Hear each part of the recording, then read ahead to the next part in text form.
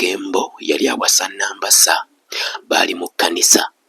Omubuulizi n'abuuza nti waliwo alobera abantu ban'okugattibwa, bw'aba taliiyo aba tannakimalayo. Nankya n'ayingira ekkanisa ng'aliko n'obumansuka.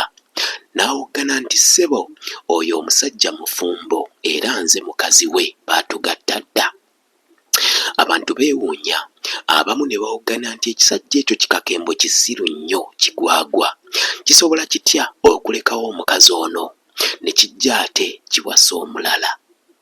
Kakembo yatya, yannyogoga naye teyakyuka kutunula mabega.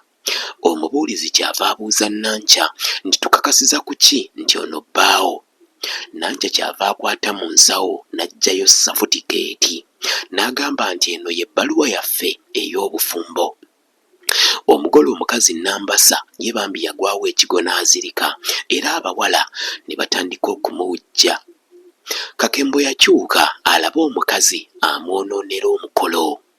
Nankya bwe yatunula ku Kakembo yeekanga n'agamba nti kirabika nzize mu kkanisa ndala, anti mbaddeka ne ngafuna nti omwami wange Kalyesuubula ali bwayiise mu kkanisa emu awasa kwe kujja, naye kirabika ekkanisa gy'alimu si eno.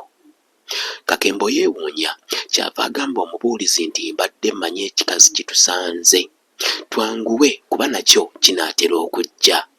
Munnange omugole omukazi bwe yadda engulu ne babagatta. Emboozi eno ndowooza ekunyumidde, ewagiddwa Mwami Bbanda Kabaalo.